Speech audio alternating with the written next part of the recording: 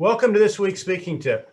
Today I have a very simple but powerful tool you can use to set your scenes up, to introduce your characters, to describe the different components of your speech with clarity and also simplicity and brevity. Now, one of the problems that a lot of speakers have, and when they go to describe something, they do one of two things in making a mistake. They either don't give enough information to give the audience a clear concept or a clear picture in the mind of the audience of what they're talking about. An example of that is saying something like, when I was in high school, I bought this old car. It's an old car. What image do you get by an old car? Quite honestly, that is too little information to give the audience a clear image of what you bought. You could say, I bought an old Chevrolet. What's old? They have to calculate when you were in high school. Okay, they're looking at you and they're going, I know the guy looks like he's 55 years old, so he was in high school, 40 years ago. And okay, so what's the old car? You have to do all that calculation. The other thing the person does, or the speaker does, is they can give the audience too much information that they get lost in. So instead of saying, I bought this old car, they said, I bought this 1964 Chevrolet Impala, and it had this green interior, and it had this rusty top on it, and the steering wheel had these nicks in it, and it had 3 on the tree, and when I pushed the clutch in, it would always pop, and it had 3 holes in the floor, and it pulled to the right when I hit the brakes, but it accelerated to the left when I hit the accelerator, and the trunk was so big, you're going on and on and on, and what's happening is the audience is trying to keep track of all this information you're giving them as you're trying to set the scene of what your car is. Now, the solution to this is a very powerful speaking tip that I use all the time, speaking tool that I use all the time, and it's called the triad, triad means it's 3 things. You pick 3 things to describe what you're talking about. So as an example, and this was an actual example I coached somebody on, and he was talking about when he was in high school, his father had an old truck, and he never told us what the truck was. He never told us what year the truck was. And when I was coaching him, I listened to the speech and I said, yeah, the whole time I was trying to figure out, what is the truck? That example I gave you, I was trying to figure out when he was in high school. Well, I didn't know if it was a 48 Ford, it was a 38 Dodge, what was it? He goes, it's funny you say that, it was a 48 Ford. And I looked at him and I said, oh, with the round headlights, the round fenders, and the running boards? He goes, exactly. Now, that's exactly how you would describe it. When I was in high school, my father had this old pickup truck. It was a 1938 Ford. It had the round headlights and the rounded fenders and the running boards. 3 things give you a real clear picture of what you're looking at. And this can be used in a variety of settings, a variety of speaking aspects. You could be describing somebody and you say, well, this portly gentleman walked in. Portly gentleman walked in. Okay. So this man walked let's expand that. You say, so this portly gentleman walked in, had a red face and these big dimples in his cheeks as he smiled at me. Now you have a nice clear picture of who is walking in the door. A triad. 3 things that describe what you're talking about. Now, I want to give you some examples because I use triads very specifically in my world champion speech. And I had a lot of complexity that I was dealing with in my mind, and I was trying to make it simple for the audience. And quite honestly, when I first was working on this speech, I spent 2.5 minutes of a 7-minute speech trying to describe all the things going on in my life, all the feelings I had, why I'd moved from Indiana to California, all the conflict I had in my life, and how this one receptionist validating me actually, made such a difference to me. 2.5 minutes to set that up. In the end, when I finally got my speech put together and I pushed myself through my own barriers that I was trying to go through, I said that in 20 seconds. And I used a triad. I'm going to show it to you right now. I've got 3 or 4 examples of some triads in this speech I want to show you and how they work. So I'm going to share the screen and let's take a look at what I have here. Okay, so this is right in the opening of my speech, and I'm going to set up what's going on in my life. I was 26 years old. I was living in a small town in Indiana. Now, that was the setup. That was where I was and when it was. Here's the triad. Here's what's going on in my life. I had a job I didn't like. I hadn't had a date in 3 years. And I had a couple of roommates named Mom and Dad. Okay, now I don't have to describe all the complexity of my life. You got it. Job I don't like, haven't had a date in 3 years, and I'm living with my parents. You can sort of get you can fill in the gaps on what's going on.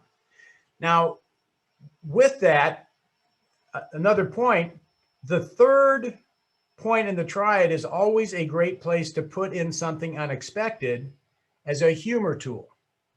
Okay. So what I wound up doing is I'm able to repeat this triad. I set that up, and I explained that I'm going to change my life.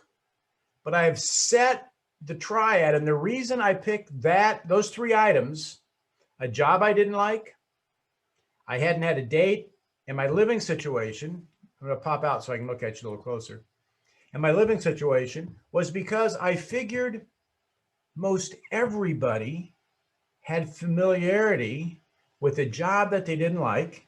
Most everybody's had some frustrating or awkward situation dating people, and practically everybody had a situation where either they had a living situation of roommates that wasn't great, or they also had the situation where their parents had become a little bit more roommates than mom and dad because they'd gotten older and they were independent and the relationship was shifting and changing. But here was the key. Everything I mentioned, the audience was familiar with. I could have talked about driving a 10-speed Road Ranger DT 466 diesel milk truck and the problems I was having. But you know what? Nobody knows what a 10-speed Road Ranger DT 466 diesel milk truck is. I know what it is, but the audience wouldn't know what I'm talking about, would not know what I'm talking about. But when I talked about, I had a job I didn't like, I wasn't specific. I had a job I didn't like. And I said I hadn't had a date in 3 years. I didn't give them a lot of specifics, what was going on, living situation. They can fill in the rest. Okay, so let's look. I use this triad to set up the exact next part in my speech and repeat the triad again. Okay, so I've moved to California. 6 months later, I had a job I didn't like. I was dating a girl who was trying to make me better by pointing out all of my faults. And I had a couple of roommates that made Dumb and Dumber look like Einstein and Oppenheimer.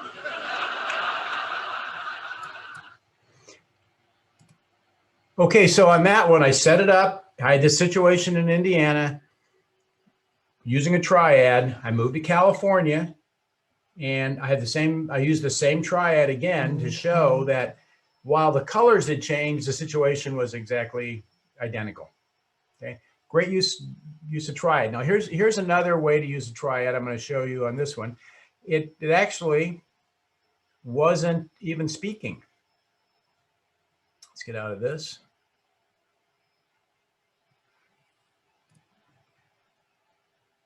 Okay, now on this one is, let me expand that. There we go. Okay, so here's a triad, and I'm going to show it to you, and then we're going to talk about it.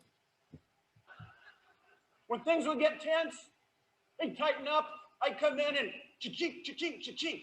I had plenty of ink. Okay, now all I did was I did cha-chink, cha-chink, cha-chink. I did it 3 times. I could have walked in and said, I walked in and goes chink, chink. I had plenty of ink, or I could have gone cha-chink, cha-chink. But the 3 sets the pattern up. And I have a sort of a principle or philosophy that, see, when we speak, we put pictures in front of the audience's eyes or in their mind for them to look at. And as soon as we speak again, that picture pushes out and the next picture pushes in. Next picture pushes in. I think people can remember 3, 1, 2, 3, pretty easy. They see the pattern. But as soon as we go to 4, they start to forget the first one. You go to 5, they're definitely forgetting the first one. And 2 doesn't set up a pattern. 2 doesn't make it real enough. 3 makes it real. So when I came in, I just wanted to really make that point. I would come in and go cha-chink, cha-chink, cha-chink. 3 times, repeated. I had plenty of ink. I'm not going to run out. Okay. Made the point. Now, this last one I want to show you is I used 2 triads back to back to make a point at 2 different components in my message. So let's take a look at how I use the triads on this one.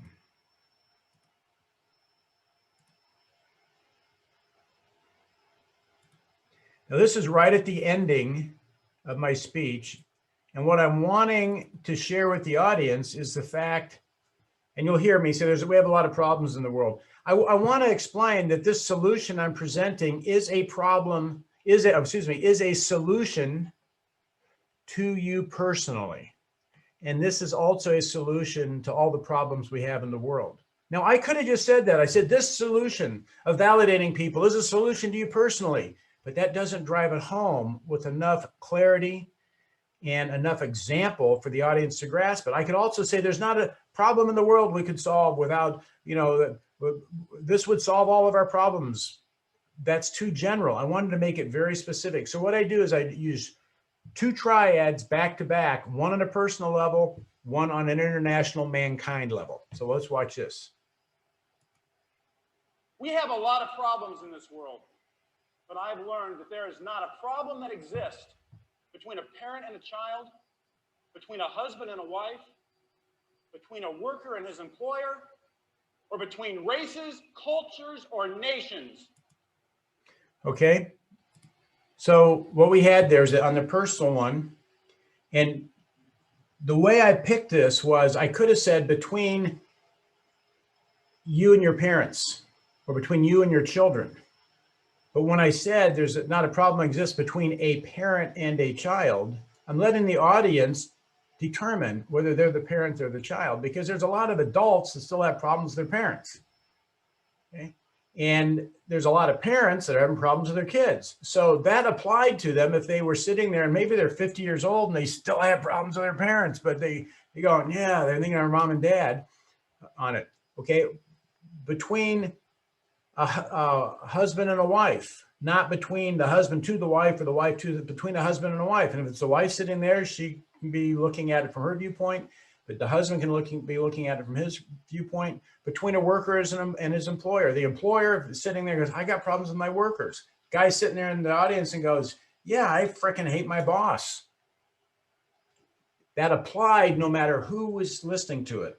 And then above that was races, cultures, or nations, basically hitting a number of international groups to make that point. So look at just using a triad to describe an individual, a character, to describe a scene that you need to describe, or to actually get across the concept that you're wanting to get across. It's a very effective tool. To me, it's not too much. It's not too little. Like Goldilocks, it's just right. So with that, I hope you can use that and make your speaking better, and I'll see you again next week.